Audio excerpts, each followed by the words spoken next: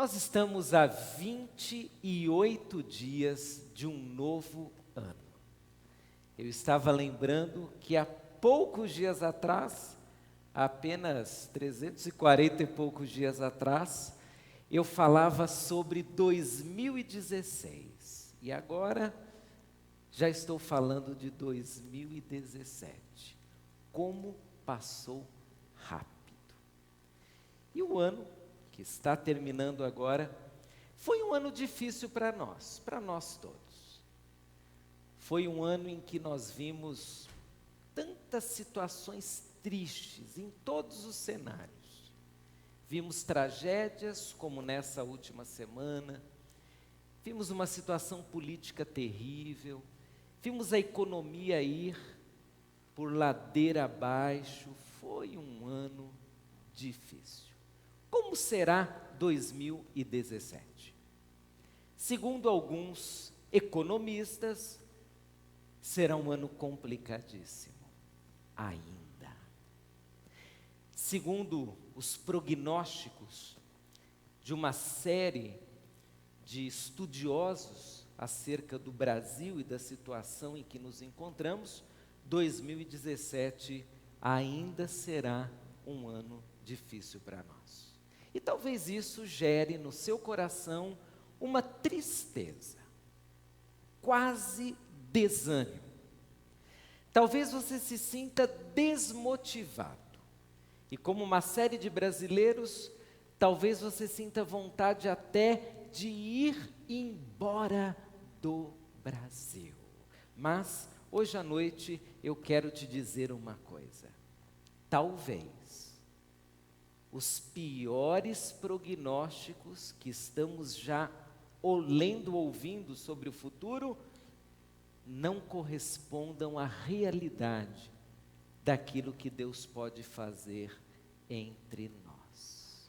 Pela manhã, nós estudamos lá em Números 13, 14, que todo futuro traz prognósticos bons e prognósticos ruins. E o que diferencia um do outro é a presença de Deus. E com base nisso, hoje à noite, nós vamos falar sobre um planejamento diferente para um próximo ano. Um planejamento diferente para a vida. Nós vamos falar sobre planejar em graça. Você já fez um planejamento assim? Você vai aprender a fazer hoje. Se você quiser, já pode abrir a sua Bíblia em Números 14, daqui a pouco nós vamos ler. Essa mensagem está no aplicativo Bíblia, você também pode ir lá, clicar em eventos e vai ter todo o esboço da mensagem. Antes do texto, quero que você considere essa frase.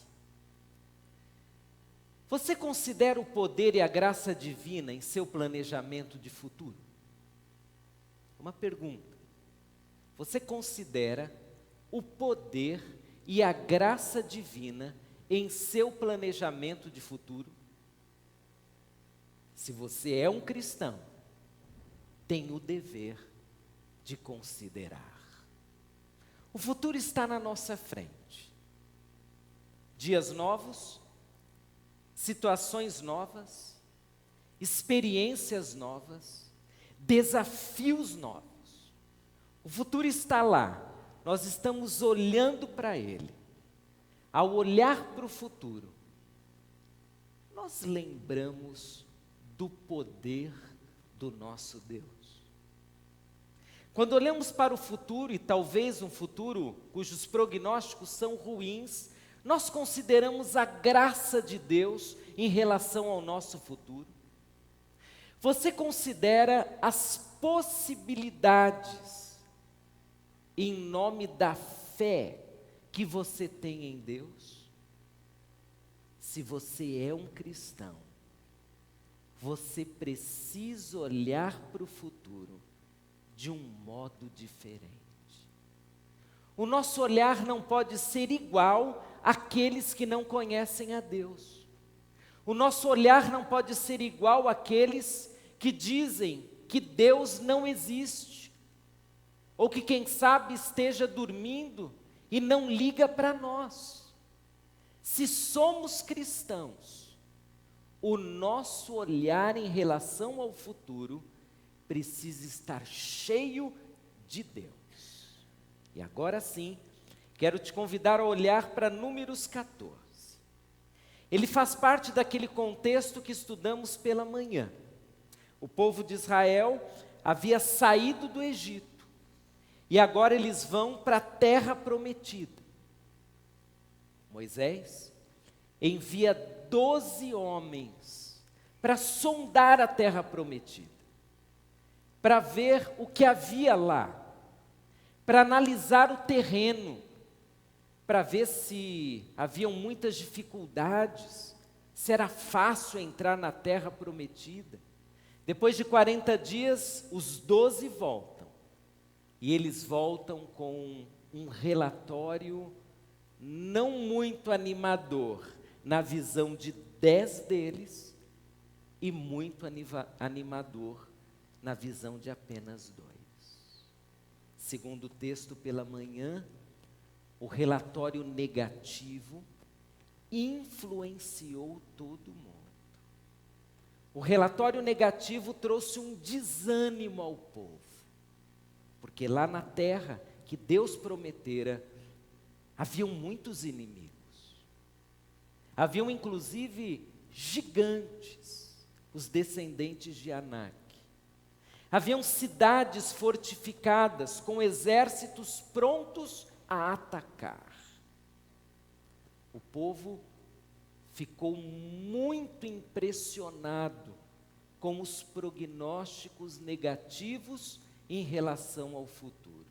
E é nesse contexto que nós chegamos agora no verso 1 do capítulo 14. Tente imaginar a cena. Foi dado o relatório e agora chegamos ao verso que diz: naquela noite toda a comunidade começou a chorar em alta voz. Todos os israelitas queixaram-se contra Moisés e contra Arão, e toda a comunidade lhes disse: quem dera tivéssemos morrido no Egito, ou neste deserto, porque o Senhor está nos trazendo para essa terra, só para nos deixar cair a espada. Nossas mulheres e nossos filhos serão tomados como despojo de guerra. Não seria melhor voltar para o Egito? E disseram uns aos outros: escolheremos um chefe e voltaremos para o Egito. Então Moisés e Arão prostraram-se rosto em terra diante de toda a assembleia dos israelitas. Que situação difícil. Depois do relatório negativo, depois dos prognósticos difíceis, depois das possibilidades pequenas, pelo menos de acordo com aqueles 10 espias, o povo de Israel é contaminado pelo negativismo, contaminado pela incredulidade. Segundo o texto, eles literalmente entram em pânico, eles ficam tristes.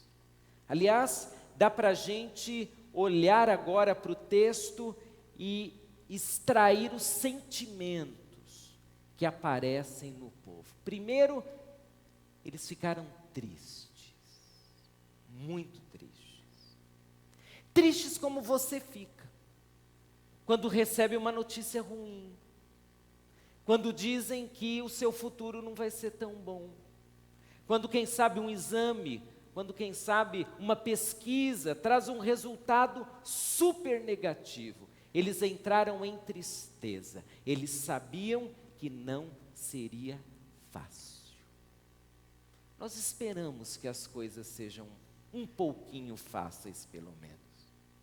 Nós esperamos que o olhar de futuro seja um olhar não tão complicado, pesado. Nós esperamos que seja um futuro animador, pelo menos.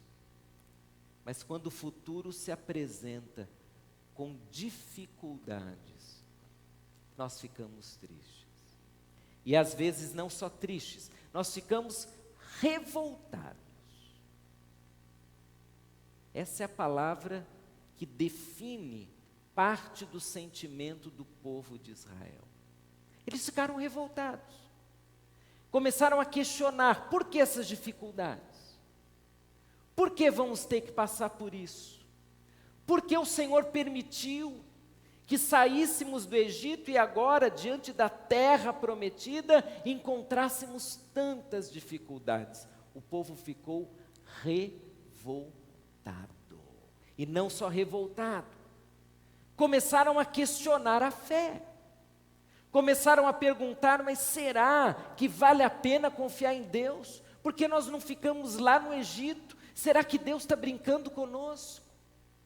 Será que Deus está fazendo uma pegadinha conosco? Nos tirou da dificuldade para nos levar para outra ainda maior? Alguma vez na sua vida, você discordou de Deus? Já aconteceu? Pelo seu sorriso você já discordou. Nós discordamos. Às vezes no silêncio. Nós não temos nem coragem de dizer, mas aqui dentro, nós estamos discordando. Nós não merecíamos. Não merecíamos uma doença, não merecíamos um país desse. Não merecíamos uma crise dessas. Não merecíamos o desemprego, não merecíamos uma dificuldade em casa. Nós não merecíamos Deus, porque o Senhor permitiu.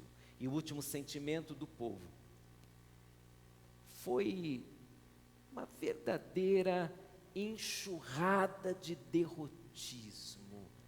Eles foram tão impressionados com toda aquela situação, que eles começaram a buscar uma alternativa. E sabe qual foi a alternativa? Foi o que havia de pior: voltar para o Egito. Porque em geral, quando nós estamos tristes, revoltados, decepcionados, inquietos, quando discordamos de Deus, nós sempre achamos uma alternativa terrível para nós. Em geral é assim. Do pior, nós escolhemos a pior das piores alternativas. É um disparate, é uma contradição, mas em geral é o que acontece. Já que estou triste, revoltado, eu vou resolver do meu jeito.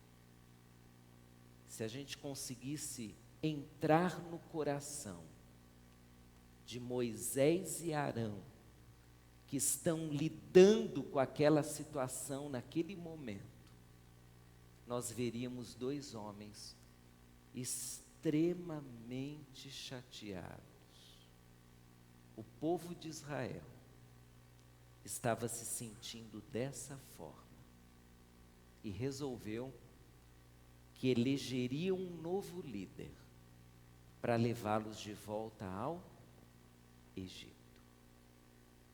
Você já pensou em alguma alternativa mais ou menos assim?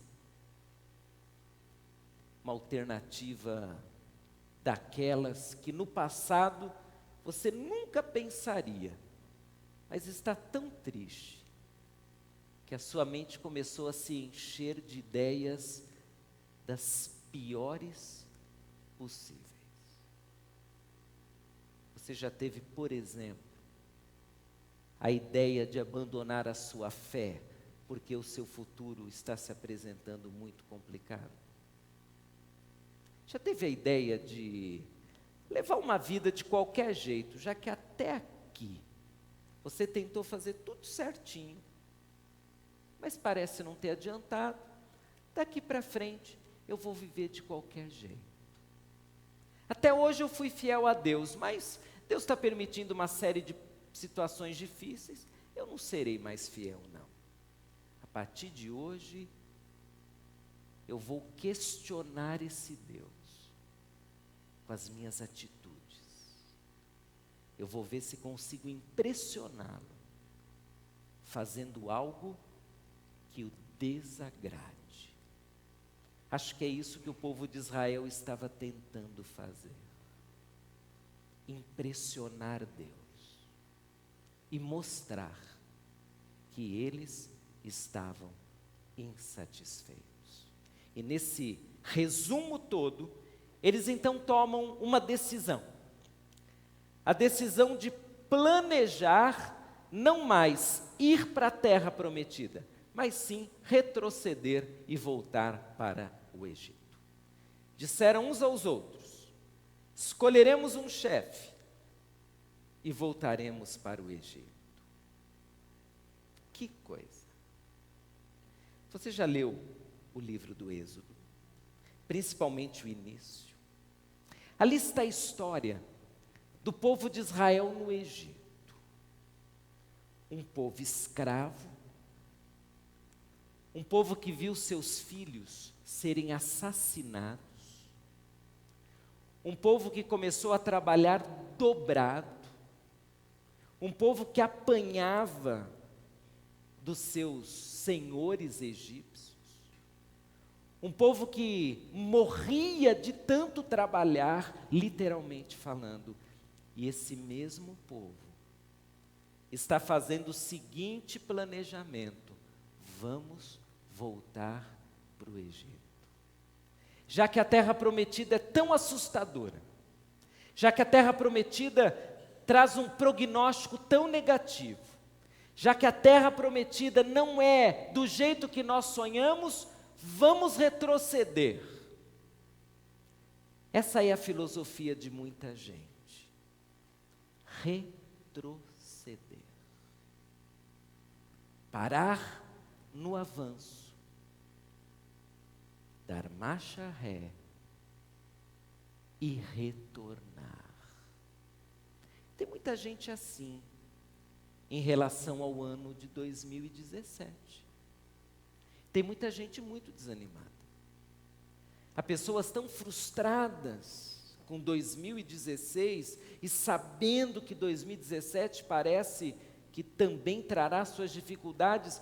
Há pessoas que não querem mais avançar, não sonham mais, não têm expectativas, não têm nem coragem de fazer algo diferente, de tentar de novo, de lutar por alguma causa. Há pessoas que entraram numa maré de desânimo tão grande, que para elas, futuro não existe. Algumas, aliás, começaram a fazer o que todos nós, em algum momento da vida, somos cutucados pela história a fazer. Nós começamos a exaltar o passado, como se ele também não tivesse nos dado muita dor de cabeça e nos trazido tantas lutas. Como foi o seu passado? Perfeito? Foi? Deu tudo certo? Seu passado não te trouxe nenhum motivozinho de tristeza, de desânimo? O seu passado foi um conto de fadas? Eu acho que não. Eu acho que você já enfrentou muito problema na vida. E acho que o seu passado teve momentos dificílimos. Mas a questão é, irmãos, que a vida, quando mal interpretada, ela nos faz agir como o povo de Israel agiu. Nós começamos a retroceder, a olhar para trás, a imaginar que mesmo com as lutas que já enfrentamos, o passado é melhor. Só tem um detalhe que o povo de Israel havia desprezado.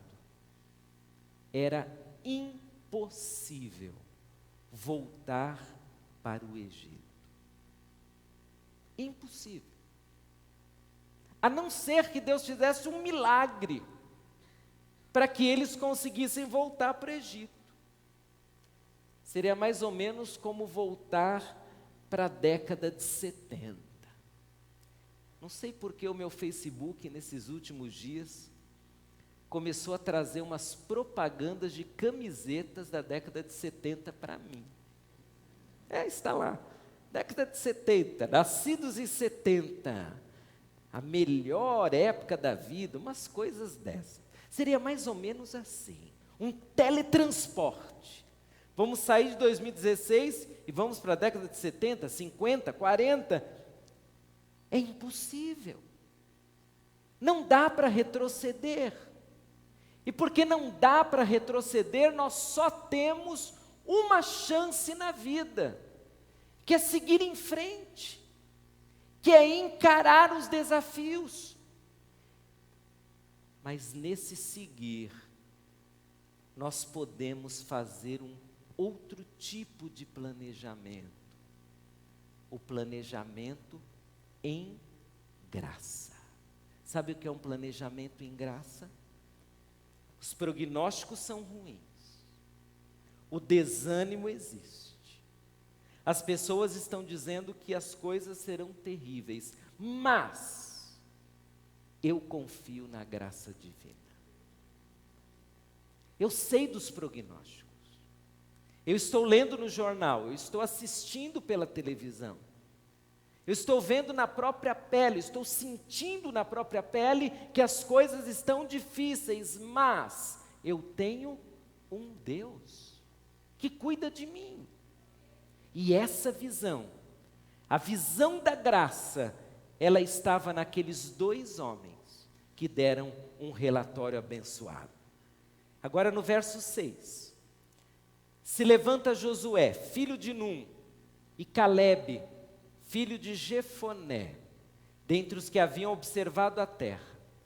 Eles rasgam as suas vestes e dizem a toda a comunidade dos israelitas: a terra que percorremos em missão de reconhecimento é excelente.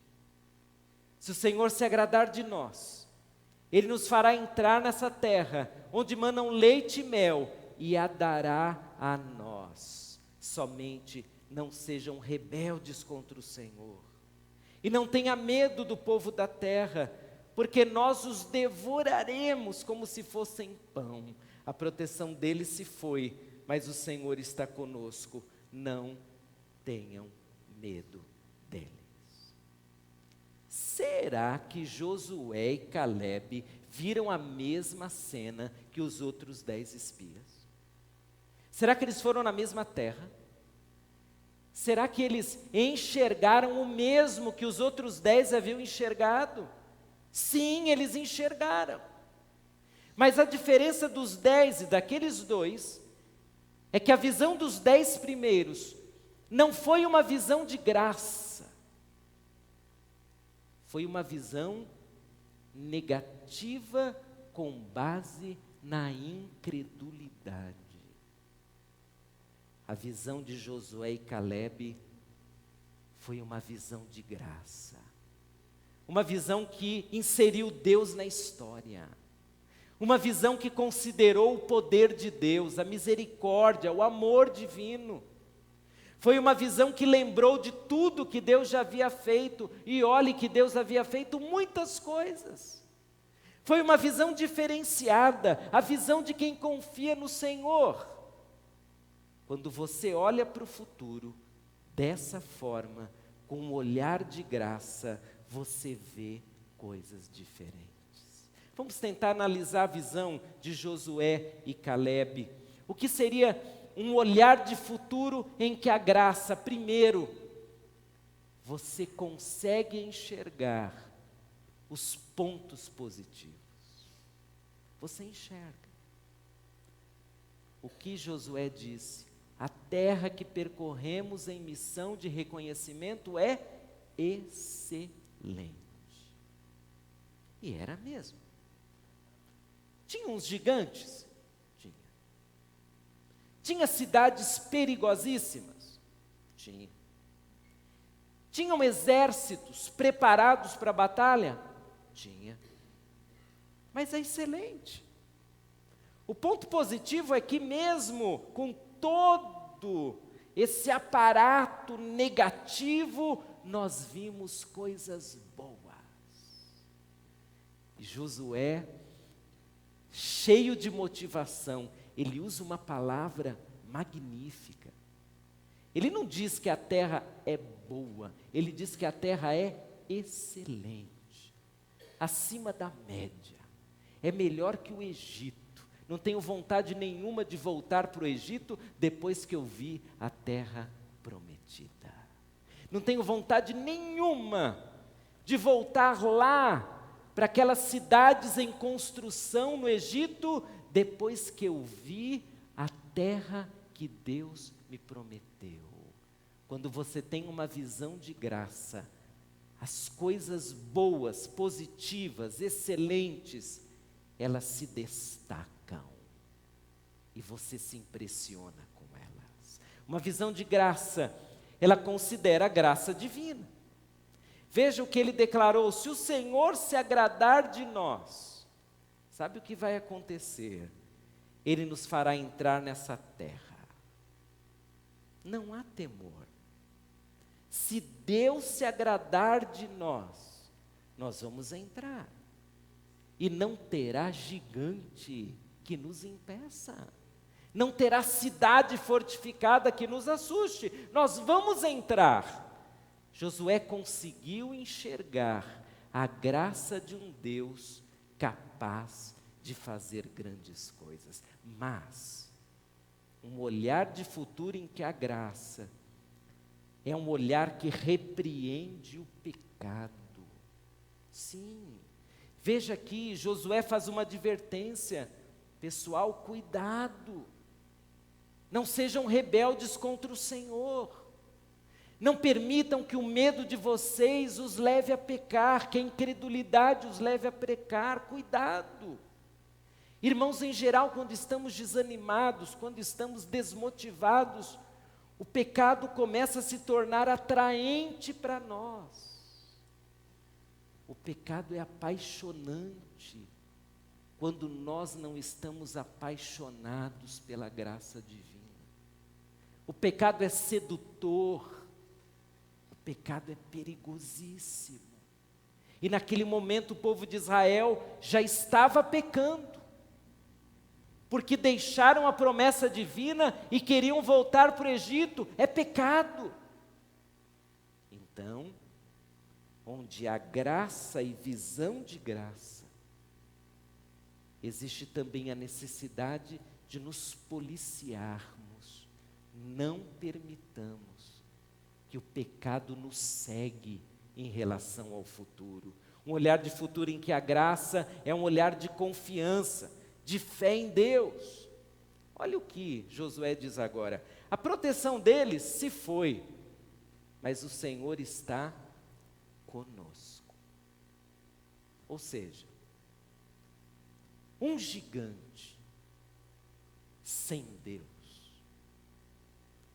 é menor do que um anão que confia no Senhor. Isso não é poesia, é realidade espiritual, irmãos. Um homem que confia em Deus, uma mulher que confia em Deus, se tornam verdadeiros gigantes, guerreiros.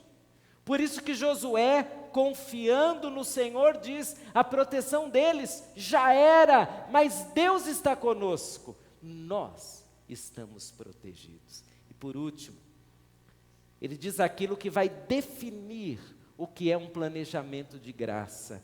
A graça vence o medo. Olhe que palavra linda: não tenham medo do povo da terra, porque nós os devoraremos como se fossem pão. Quando a gente faz dieta, não come muito pão, não é verdade? Mas sabe que espiritualmente falando, não há dieta em relação ao futuro. Deus te dá condição de literalmente devorar todas as dificuldades que vierem pela frente. Não tenha medo disso. Não tenha medo do prognóstico negativo, porque o Deus em que você crê é o Deus que te dá a condição de devorar as dificuldades.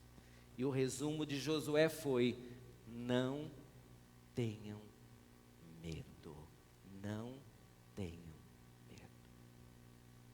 O futuro é assustador? É. É desanimador? Também. Os prognósticos são ruins? São. Mas qual é o nosso olhar de futuro? É um olhar de graça, cheio da graça divina. Todos só veem problemas, nós não, nós vemos pontos negativos. Todos consideram só dificuldades, nós consideramos a graça. Nós confiamos em Deus. Nós vencemos o medo e encaramos o futuro. Nós somos o povo de Deus nesse tempo presente. É bem verdade, irmãos, que uma palavra dessa não é bem recebida por todos. Não foi pelo povo de Israel. Sabe o que aconteceu? Leia agora os versos 10 a 12 comigo. Quando Josué e Caleb terminaram de dar uma palavra tão animadora, olha o que acontece. A comunidade toda falou em apedrejá-los. E povo difícil. E você dizia que os seus vizinhos eram difíceis. Ou que um familiar era difícil. Veja. Nós acabamos de ouvir uma palavra de ânimo, de bênção. E o povo quis apedrejar Josué e Caleb. A voz do povo realmente não é a voz de Deus. Às vezes a voz de Deus é solitária, é minoria. A voz de Deus não estava nos 10, estava nos 2. A vontade de Deus não seria revelada pelos 10, seria por 2 homens. O texto continua. Então, a glória do Senhor apareceu a todos os israelitas na tenda do encontro. E o Senhor disse a Moisés: até quando esse povo me tratará com pouco caso? Até quando se recusará a crer em mim, apesar de todos os sinais que realizei entre eles? Eu os ferirei com praga e os destruirei, mas farei de você uma nação maior e mais forte do que eles. A paciência divina chegou ao seu limite. O povo de Israel tirou Deus do sério, literalmente. Deus bate na mesa e diz: até quando esse povo que eu tirei do Egito, que eu livrei da mão opressora, até quando esse povo que eu dirijo, enquanto nem povo eram, desde os primeiros patriarcas, até quando esse povo vai se portar dessa forma para comigo? Irmãos, é muito sério provarmos a paciência divina. Aliás, se tem algo que a sociedade pós-moderna está fazendo, é brincar com a paciência divina e confundir a misericórdia e graça de Deus com a justiça de Deus. Irmãos, o nosso Deus não é Deus de brincadeira.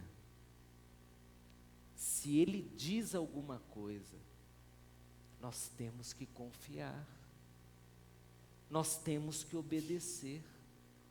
Nós temos que dar crédito. Deus ficou tão furioso que Ele diz o seguinte: eu ferirei esse pessoal com praga e os destruirei. Eu fiquei imaginando como um povo, o povo de Deus, pode entristecer o seu Deus, o Deus que lhe deu o nome. Isso acontece. Aconteceu lá, acontece hoje. Não prove a paciência divina. Cuidado com isso. Porque com Deus não se brinca. Ainda que Deus seja amoroso, misericordioso, bondoso, fiel e tão rico em misericórdia, nosso Deus é um Deus de seriedade. Nós não podemos ficar cutucando Deus. Não podemos desprezar o que a palavra desse Deus diz para nós. Nós não podemos agir como se Deus fosse um boneco. Literalmente um boneco. Que nós fazemos o que queremos. Quando precisamos de uma bênção, vamos atrás dele, mas quando discordamos dele, o tratamos como se ele tivesse deixado de ser soberano, onisciente, onipresente, onipotente, justo, santo.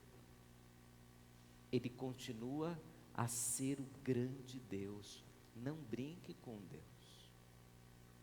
A visão de graça é a visão que inclui Deus na história e que se submete a Deus. O planejamento em graça é o planejamento que inclui Deus na história, mas que não fica testando Deus. Pelo contrário, confia e se submete. E esse planejamento em graça, ele se torna para nós motivo de alegria ou motivo de tristeza. Sabe por quê? Porque o planejamento em graça separa os que creem dos que não creem. É assim. Marido e mulher, um planeja com graça e o outro sem. Eles se separam pelo tipo de planejamento que tem. Um confia em Deus, outro não confia. Um agrada o coração de Deus, o outro entristece. Isso é muito sério. Imagine uma igreja. Uma igreja onde parte dos membros planeja em graça e parte não. Parte confia em Deus, parte não confia. Parte olha para o futuro e diz, vamos avançar. Parte diz, gostamos do Egito. Parte é abençoada. Parte não é. Porque o planejamento em graça separa o que crê do que não crê. É bênção para os que creem, é literalmente maldição para os que não creem. Porque o castigo está garantido para todos aqueles que não confiam no Senhor. Confie em Deus. Faça suas escolhas trazendo Deus para dentro da história. Faça suas escolhas tendo assim a consciência de que Deus é a garantia de que nós podemos seguir em direção à terra prometida, seja ela qual for. Deus está vendo a minha e a sua escolha. Qual é a opinião que Ele tem das nossas escolhas? Se Deus pudesse falar agora ao microfone a escolha que o Guilherme fez, qual seria a opinião dele? A sua escolha, a escolha da sua família como família. Será que Deus diria, eles fizeram uma escolha em graça, eles me incluíram, eles creem em mim, eles me obedecem, eles olham para o futuro com fé? Ou Deus diria, por que vocês me excluíram do planejamento de vocês? Por que vocês não confiam em mim? Por que vocês brincam comigo? Eu já disse que estaria com vocês, avancem, sigam, acreditem. A história termina com uma bênção. Ela está no verso 24.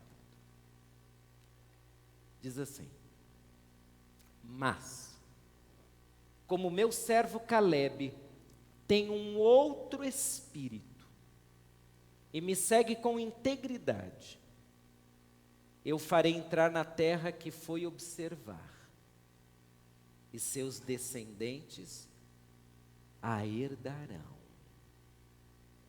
Olha a bênção final de um planejamento com a graça divina. Calebe, e num outro texto leremos o mesmo sobre Josué. Esses dois homens entraram na terra prometida. Sabe o que aconteceu com os outros 10? Eles não entraram. Sabe o que aconteceu com todo o povo, todo, sem exceção, com todo o povo de Israel, que pensou apedrejar Josué, Calebe? Sabe o que aconteceu com aqueles que disseram querer voltar para o Egito? Irmãos, eles morreram no deserto. Nenhum pisou na terra prometida. Apenas Josué e Calebe. Apenas a geração posterior àquela que duvidou da graça divina. Você consegue imaginar por que agora o povo de Israel ficou 40 anos no deserto? Foi para que aquela geração incrédula não pisasse na terra prometida. Porque não tem jeito. Ou nós confiamos em Deus e andamos na graça dEle, ou nós trazemos prejuízo a nós mesmos. Você pode entrar na terra, mas precisa confiar em Deus. Você pode olhar e desafiadamente encarar o futuro, mas precisa confiar em Deus. Você pode conquistar uma série de bênçãos na sua vida pela graça divina, mas precisa confiar no Senhor. Próximo domingo pela manhã nós continuamos com essa história e você verá o que acontece quando homens e mulheres confiam em Deus. Deus pode mudar a história se encontrar alguém que confia totalmente nele. Como está o seu planejamento de futuro? Quer pensar um pouquinho nele agora? Talvez você esteja diante de um desafio, talvez 2017 para você seja um bom resumo do que será o futuro. Como você está? Está com medo, está apavorado, está chateado ou está esperançoso? Que tal você orar? Você pode fechar os seus olhos e orar, eu também orarei e daqui a pouco nós oraremos juntos. Mas eu gostaria que você colocasse o seu futuro nas mãos de Deus e que você pensasse nesse momento em que tipo de visão você tem em relação ao futuro. É uma visão de graça, é a graça divina te levando a crer, a confiar, a esperar grandes coisas da parte de Deus, ou é uma visão de incredulidade, uma visão só de uma pessoa e o seu potencial, e não a visão do Deus poderoso e o que Ele pode fazer? Ore. E se você chegar à conclusão que a sua visão, o seu planejamento de futuro não é um planejamento onde há graça divina, onde há poder divino, onde há manifestação da misericórdia divina, eu te desafio a mudar o seu planejamento, a mudar os seus pensamentos, a mudar o seu discurso, a refazer planos e a olhar para frente com a coragem de quem confia no Senhor. O melhor prognóstico não é aquele que aparece na televisão, é aquele que Deus diz ao seu coração através da palavra de Deus. A palavra mais encorajadora não é do especialista em economia, mas é daquele texto da palavra de Deus que diz: eu estou com você, confie em mim, não desista, eu sou o seu sustento, eu, o Deus Todo-Poderoso. Querido Deus, para nós é difícil olhar para o futuro, principalmente quando estamos cercados dos prognósticos mais terríveis, mais negativos. Pai, para nós é triste olhar para o futuro sabendo que há sinais de que as coisas serão muito ruins.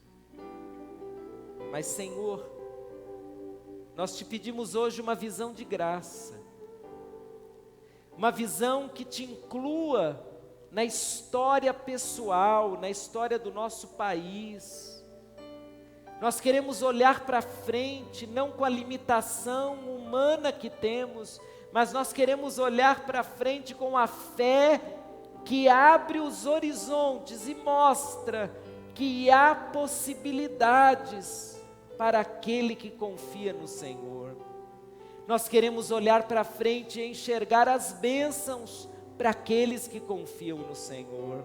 Nós queremos olhar para frente e corajosamente dizer que os nossos prognósticos dependem mais do Senhor do que de qualquer agência, de qualquer opinião humana. Pai, ajuda-nos a confiar cada vez mais em Ti, a esperar de Ti e não dos homens os bons prognósticos. E Pai, se alguém aqui está como o povo de Israel, sem esperança, sem ânimo, sem alegria, sem coragem, sem fé, que seja esse culto uma oportunidade para refazer planos, para refletir, mas também uma oportunidade para corrigir rotas, para colocar a vida nas mãos de Deus e dizer: eu seguirei em frente, porque Deus está comigo. Senhor, nós confiamos em Ti, nós esperamos em Ti. O nosso futuro está em Tuas mãos e sabemos que ele será um futuro abençoado, porque Tu és o nosso Deus, o Deus que cuida de cada detalhe da nossa história. Perdoa-nos pelos momentos em que não confiamos e ajuda-nos a confiarmos mais e mais no Senhor. Nós oramos no nome de Jesus. Amém. Vamos ficar de pé, vamos